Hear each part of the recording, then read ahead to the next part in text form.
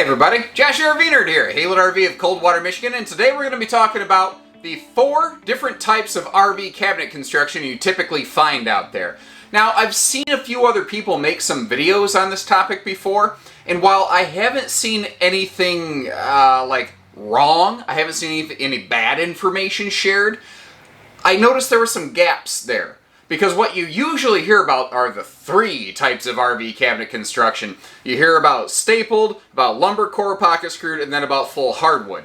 And while all that is true, it's not 3 types out there. There's actually 4, because you've got stapled, pocket screwed, but there's 2 types of pocket screwed. And that's what we're going to look at today. We're going to break down all 4 types of cabinet boxing, the styles is what it's called, the box of the cabinet construction, the different materials that are used, the different fasteners. We're going to list the pros and the cons of each of these, and so that you know we're not just making this stuff up. To be fair, we carry campers here at Used RV that use all 4 styles of cabinet construction. They all have advantages, they all have disadvantages. I want to help give you a deeper understanding of these crazy things that we're buying, because they're not the least expensive thing you could purchase. I want you to understand what you're getting for your money, and I want you to know that there's a place that's willing to go to the extent that apparently I can't find anyone else giving you the full breakdown of this information. So if we're willing to do that before we've even met you, just imagine the other things that we're, willing to do for you. Let's get started. So let's start with the good style of cabinet construction. Now, as you can see, I'm using a bit of a digital reference here because manufacturers don't tend to send you build samples of something like this. So I'm doing my best Vanna White routine. And while she might have better hair, trust me, I've got better legs. So, good style of cabinet construction. Let's talk composition. It is fully composed of MDF, which is a medium density fiberboard, is I believe what that roughly translates into. There's a couple different ways you can translate it. That's the one that I tend to hang on to most of the time. It is basically a highly compressed wood product that has stapled fasteners. Now, it gets a lot of flack in the RV business, but the fact is, there's nothing wrong with it. There is nothing wrong with MDF cabinet construction. If you look at old used RV trade-ins, most of it uses MDF cabinet construction methodology. And you know what tends to fail before an MDF cabinet? Something like an unattended roof seal. And that's actually going to be a recurring theme. It's not that all of this doesn't matter. It's that if you take care of your stuff, it doesn't matter. And what we're going to talk about as we go through, like, the pros of this type of good cabinet construction. The biggest reason that you see it in the RV industry, for the most part, is it's less expensive. It's easier to build, it's faster to build, people can put it together faster, and it means less money to you as a consumer. Now, what a failure point I've noticed from a lot of RV shoppers out there is they want to find out what's bad. What's bad? Like, if you want to generate YouTube videos on something like this, what you do is you take a picture of yourself going like this, and then you put a caption on that says, "Cabinet construction exposed," because they're doing the same kind of scary mentality as like a news anchor. If it bleeds, it leads, right? I'm not doing that. The fact is, there's nothing wrong with this type of cabinet construction, especially for a person like me. I camp on average once a year, maybe. I don't need Montana level cabinet construction for a very casual user like myself. I am not stressing the cabinets enough for it to even matter. Is that going to hurt me? No. Is it going to benefit me? No. In fact, it's going to cost me more money. But the cons, the downside to this type of cabinet construction, it is easier for fit and finish gappy glitches to be introduced, because they take this piece of wood, they take this piece of wood, they basically put them in place, they go staple, staple, move. Well, I don't know if you've ever tried to make sure 2 things are perfectly seamed up with one another with a flat edge, and then take your hand and hold it and then staple this stuff or whatever, and not have any imperfections introduced. It's hard to do that. The end result, is it something that's going to hold together? Is my cereal going to stay in that cabinet just fine? Yeah. Me and old Captain Crunch, we're going to set sail down the asphalt sea, and we're going to get along just fine. Another downside to this is if it gets wet briefly, it will swell a little bit. You'll see the surface of the cabinet, there's a vinyl sticker wrap around it that will swell. It'll tend to bulge and split on a short term. If it's left like that long term, it could start to stain a little bit. If it's left like that even longer, it could completely fall apart. The glue material in the high compression fiberboard could just deteriorate. The water could wash it away. Water is a very powerful solvent, by the way. If you leave it on there long enough, water will eat its way through a ton of stuff. So if you leave that cabinet exposed to water for a very long time, the cabinet could basically, the construction of the cabinet could become mush, effectively. Now that being said, by the time you get to the point that the cabinet has failed, you have allowed this entire V to rot out so badly from neglect that this thing's already going to be a total loss regardless. So once again, that cabinet is not the first failure point that you'll run into. So now we step up to better cabinet construction. And this is where I want to start providing that extra little bit of information. Usually what you see is, or you hear is, either the cabinet has staples or it's screwed. Okay, yes, that is technically true. But the core composition of the cabinet style can still be a little bit different. And what I call better cabinet construction is, I call it a partial lumber core. I don't know that there's a full name for it. So what it is instead of staples, first of all, we are now using screws. And where you'll see it is like when you see two boards that meet up with one another like this, you'll actually be able to, if you reach back here, you can feel where they're screwed together. There's a little pocket groove in there where the screw is inserted. If you've ever watched one of those TV commercials like, Craig jigs have been holding your furniture together since, I don't know, 2000, whatever. I don't know. You get the idea. That's the kind of construction we're talking about here. Now the core, the center of that cabinet face beam is now wood instead of MDF. But what I call better cabinet construction, it is pocket screwed, but it still has an MDF face on the front of it.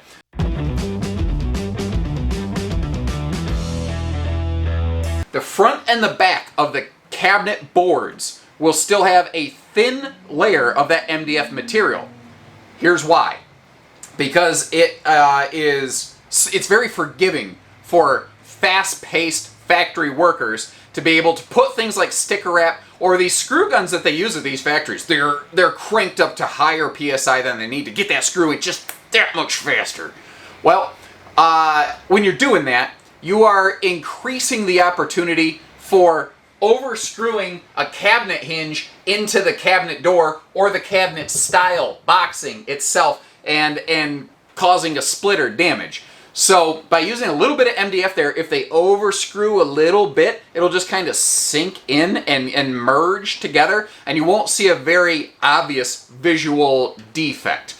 One of the other good benefits of this kind of cabinet construction, this better cabinet construction, is that when you're pocket screwing stuff together, remember, if you have those staples, and you staple them now, but if there's a little gap in there, it's going to be there till death do you part. You're going to have to somehow, which you're not going to do, get the staple out and then restaple it. It's not like a piece of paper. You can't just staple the stuff back together and like, ooh, do-over. No, once it's there, guys.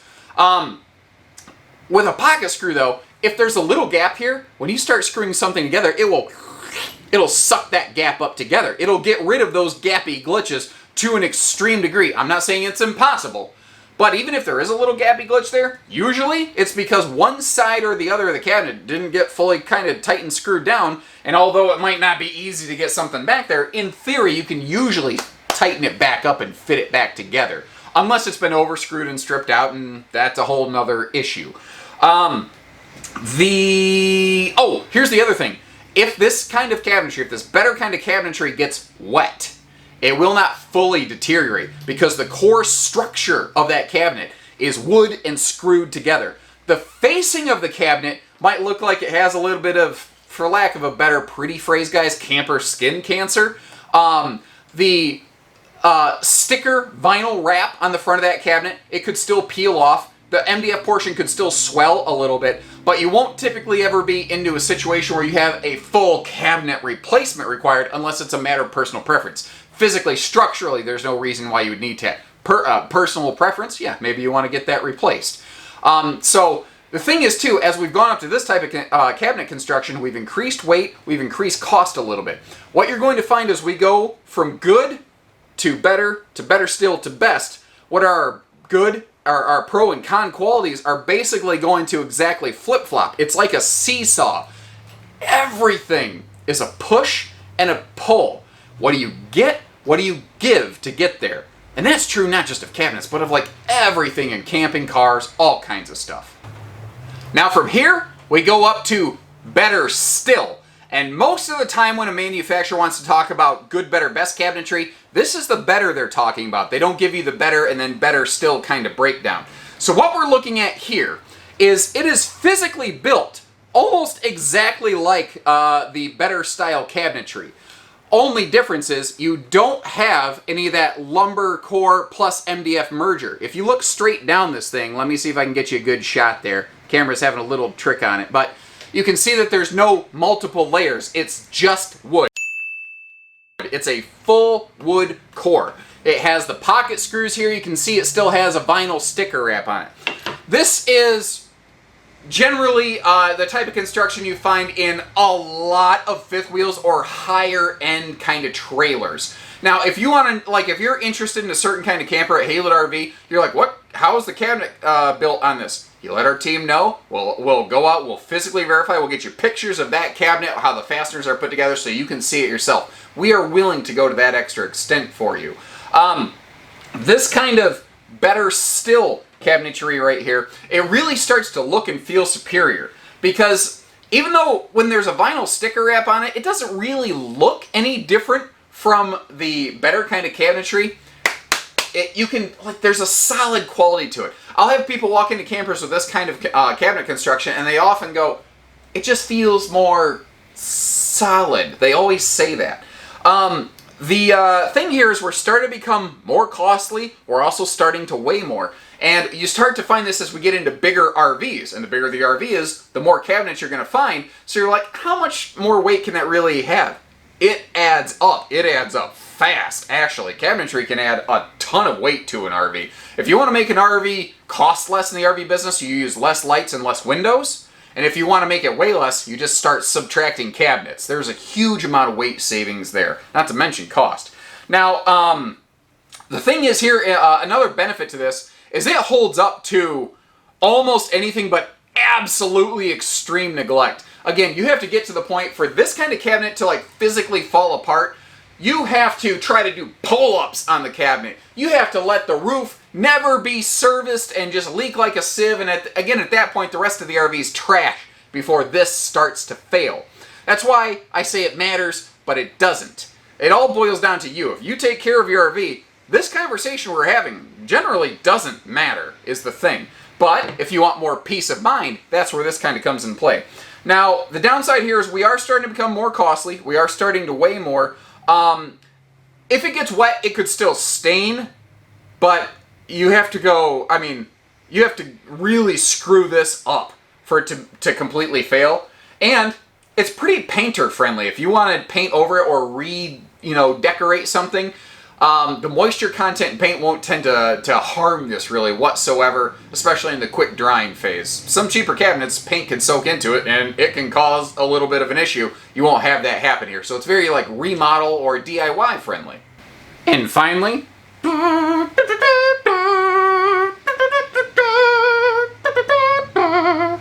you get it, the final countdown. This is the best. This is the best kind of cabinetry you're going to find out there. And when other people have talked about best, I've always seen them say this right, but again, they've missed those middle steps. So what's the difference here? This is the better still that we just looked at. And when you're looking at the front of them, they both look pretty good. Never mind the fact they've got a little different pattern to them, they both look pretty good.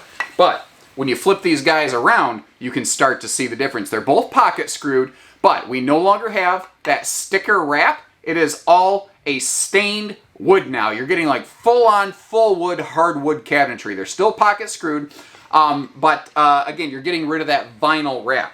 So this costs a chunk more because it involves a lot more labor time. It involves a better material, and you typically only find this rarely. You only tend to find it in really high-end things. Like we are in a full Montana fifth wheel now at Haylett RV. Montana's a pinnacle will have, not a Montana High Country. Montana High Country has better steel cabinets, which are great.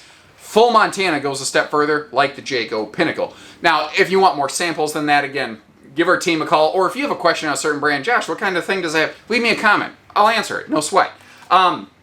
Benefits here are, it's gorgeous, and it typically has a higher gloss content like that, and as a result, it just looks and feels more higher end because shiny. Am I right? You know? Basically, the only way for this to fail is, again, I don't think you'll ever get this cabinet to fail. I don't think you'll ever get this material to fail before the rest of the RV is long gone. So it provides a far more upscale look and feel. The downside is that it weighs really the same as this. Sometimes the actual type of wood they're using here is a higher grade and can weigh a little bit more. We're not talking a massive difference there. It does cost more to put together. It's harder to find. If it gets wet, it could still stain. But because you've got one type of solid material, if you had to, you could kind of buff scrub some of that out. And again, it's very painters friendly, DIY restain friendly. Maybe you'll still see a little spot there if you buff it out and restain it. But unless you know what you're looking for and see it, it's really hard to see where this might have failed. So, good, better, best. No, see, I did it too. It's easy to do. And I will admit, I have not done a good job of breaking down the better versus better still. I tend to say lumber core and I move on in my RV tours. So if you really need some clarification on that on a specific RV, again, just let our team know. But we got all these different kind of cabinet constructions. I almost hit myself in the head. God, that would hurt. How can you tell? Short of asking us and saying, hey, Josh, you know, how can you tell if you're physically walking through an RV, and like at Haylett RV, we don't require you to be escorted around our dealership. If you walk in and say, can I just look around? Are the doors open? Yes, you can. We'll get a door unlocked if we need to, but normally during business hours, we keep the doors unlocked during fair weather. And you're welcome to cruise around at your leisure. If you need assistance, we'll happily provide it. So if you're on your own, how can you tell what you're getting into? And there are generally two pretty easy ways to do this. First, find a cabinet where two boards meet, like down here, right here, something like that, up top. Start feeling around behind it. If you feel around enough, like right here, I can actually feel that pocket screwed groove in there. Now with your hand, you can usually feel the difference even between the best and the better still kind of construction. You can feel a real wood backer. And if it's the better versus better still, you can usually feel a pocket screw and the MDF foam backer that's on the back side of this cabinet that I mentioned. You can also feel the edge of that little sticker vinyl wrap right there. So usually with your own hand you can do that. Now, if you're not sure about that, the other thing you can do, open your little camera here, flip it onto selfie mode, and kind of stick it back there and take a look.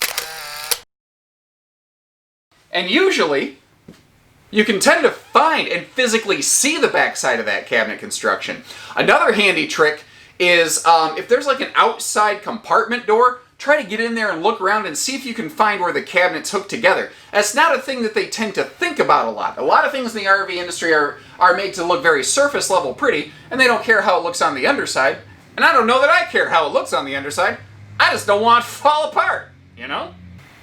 So thank you very much for joining us today, everybody. For more tips and tricks like this, make sure you hit that subscribe button, tune into our channel, and follow along, because we have volumes, literally thousands of videos out there, all packed full of information for you to understand what you're buying, what's in it, how it's built, and is it the right one for you?